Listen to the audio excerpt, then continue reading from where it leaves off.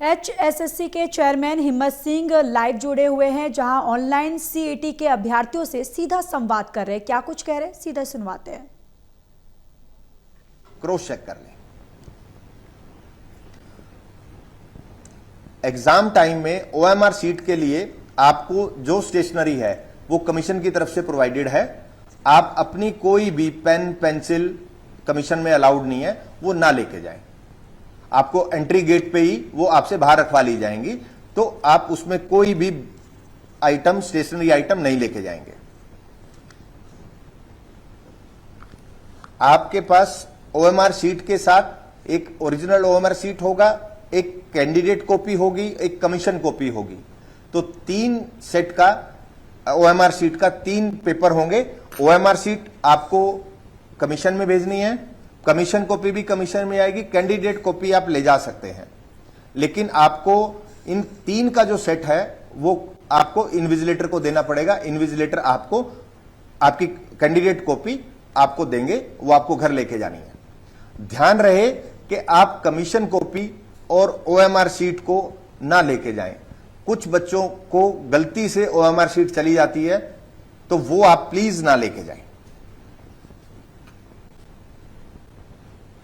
मैं एक एक्सपीरियंस आपके साथ शेयर करना चाहता हूं। लास्ट 24,000 का जो हमने रिजल्ट डिक्लेयर किया था, उसमें हमने अप्रोक्सीमेट 250 OMR सीट्स को रिजेक्ट किया था एज पर इंस्ट्रक्शन। आप OMR सीट के इंस्ट्रक्शन देखेंगे और आप एडमिट कार्ड के इंस्ट्रक्शन देखेंगे तो उसमें मेंशन्ड है, आप उस पर स्क्रैच नहीं कर सकते OMR सीट पे और स्मजिंग नहीं कर सकते। तो बहुत बच्चे क्या करते हैं, एक नंबर को ठीक करने के लिए उसको स्क्रैच करना शुरू कर देते हैं। नाखून से भी स्क्रैच कर लेते हैं, या पेंसिल से या पेन से जो कमीशन ने दिया होता है। उससे क्या होता है कि उस पर हमें पता लग जाता है, वो स्कैनिंग मशीन में स्कैन नहीं हो पाता प्रॉपरली, और एज पर इंस्ट्रक्शन हमें उसको रिजेक्ट करना होता है। और कुछ हमारे इसमें एक्सपीरियंस में ये भी आया कि ऐसे भी बच्चे होते हैं जो सिलेक्शन जोन में पहुंचने वाले होते हैं, लेकिन समझिंग की वजह से और स्क्रैच करने की वजह से उनका जो OMR सीट है वो हम लोग अलाउड ही नहीं करते, उसको रिजेक्ट कर देते हैं। तो कोई भी बच्चा, बहुत सारे बच्चे ऐसा करते हैं। 250 के आसपास का मैं आपको नंबर दे रहा हूं। 250 number is a big number. तो कोई भी बच्चा, आपका एक क्वेश्चन गलत होता है तो उसको गलत होने दें। आप पूरे के पूरे 100 क्वेश्चंस पे वो चीज ना करें। ध्यान दें, मेरी इस पूरे पॉइंट्स में जो मैं आज डिस्कस कर रहा हूं, सबसे मोस्ट इंपोर्टेंट पॉइंट ये है कि बच्चे OMR सीट पे स्मजिंग ना करें, स्क्रैचिंग ना करें।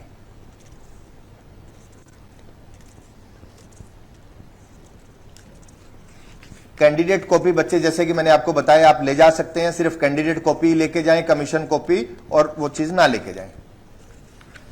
और एक हमने कमीशन ने इस बार नई चीज शेयर की है आप लोगों के साथ। आपको जब भी आप क्लासरूम में जाएंगे और 24 क्वेश्चन बुकलेट का एक बुकलेट आपके पास एक पैकेट आएगा।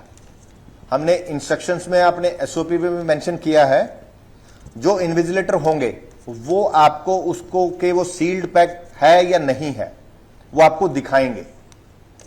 और अगर वो सील्ड पैक है तो क्लास में से कोई भी 2 बच्चे उसको साइन करेंगे उस पैकेट को। वो अपना नाम, अपना रोल नंबर और अपना मोबाइल नंबर उस पर मेंशन करेंगे। अगर कोई पैकेट अनसील्ड आता है, आप उस पर साइन ना करें, इमीडिएटली हमें बताएं, हम उस पर कार्रवाई करेंगे। मैं आपको श्योरिटी देता हूं कि ऐसा कोई पैकेट आपको नहीं मिलेगा जो अनसील्ड होगा। तो ये स्पेशल लास्ट एग्जाम्स में नहीं था, इस एग्जाम में प्रोविजन किया गया है। तो आप उसको चेक कर लें और इन्विजिलेटर आपसे चेक आपको दिखाएंगे, आपको बिना दिखाए उसको ओपन नहीं करेंगे।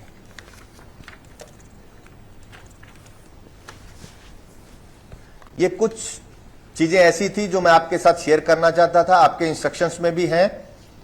तो ये मेरी तरफ से था। जो आपके क्वेरीज आई हैं, मैं उनके जो आपके क्वेश्चंस हैं उनको मैं अभी आपके साथ शेयर करूंगा। बहुत बच्चों ने हमसे पूछा है कि एग्जाम का पैटर्न क्या होगा।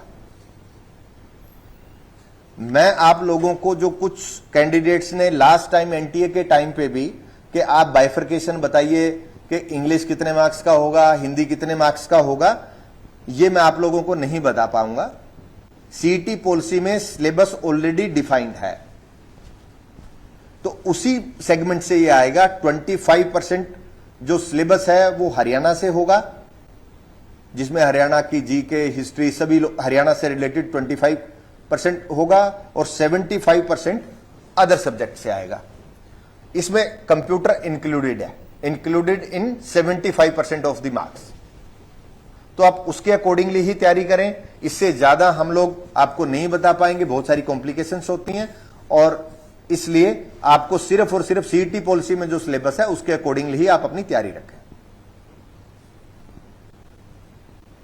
कुछ चीजें ऐसी थी कि जो बच्चों ने हमें इन क्वेश्चंस में भेजी थी, ऑब्जेक्शन सुजेशंस में, हमने वो इंप्लीमेंट भी कर दी हैं। उसमें एक था कि सोशल मीडिया पे जो एनालिसिस करते हैं यूट्यूबर्स और बाकी लोग, वो ना करें। उसके लिए हमने पब्लिक नोटिस एक ऑलरेडी साइट पे अपलोड कर दिया है, और मैं उम्मीद करता हूं मेरी सभी यूट्यूबर से और बाकी जो कोचिंग इंस्टीट्यूट्स हैं उनसे भी मेरा रिक्वेस्ट है कि आप ये जो एनालिसिस करेंगे ये प्लीज 4th सेशन के बाद करें। फर्स्ट सेशन में जो बच्चे जाते हैं उनको फील हो रहा है कि हमारा नुकसान हो जाएगा और 4th सेशन वाले को फायदा हो जाएगा। तो मेरी सभी से रिक्वेस्ट है कि आप इसको, मैं उम्मीद करता हूं कि आप इसको फॉलो करेंगे। कुछ कैंडिडेट्स ने हमें बोला कि आसपास के जिलों में रोल नंबर एलोकेशन हो। हमने कोशिश की है कि आसपास के जिलों में ही रोल नंबर एलोकेशन किया है, लेकिन सभी का आसपास में पॉसिबल होता ऐसा नहीं था। हमने बहुत सारे पैरामीटर किए, लेकिन सभी का सिर्फ एडजॉइनिंग डिस्ट्रिक्ट में हो ऐसा पॉसिबल नहीं था। उसके रीजन थे, जैसा कि हिसार में सबसे ज्यादा नंबर था, तो वो किसी भी एक डिस्ट्रिक्ट में पॉसिबल ही नहीं था कि हम किसी डिस्ट्रिक्ट में उसको एलोकेशन कर पाए रोल नंबर्स का। कुछ डेटा मैं आपके साथ शेयर कर सकता हूं जो एलोकेशन हुई है, वो हमने किस तरीके से की है।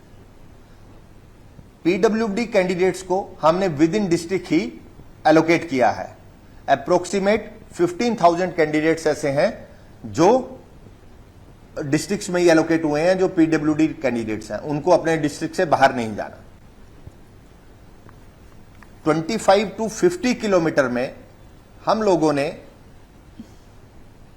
तकरीबन 2 लाख के आसपास कैंडिडेट्स ऐसे हैं जो 25 से 50 किलोमीटर के दायरे में अपना एग्जाम देने जाएंगे। इसमें 22% महिलाएं हैं और 24% पुरुष हैं।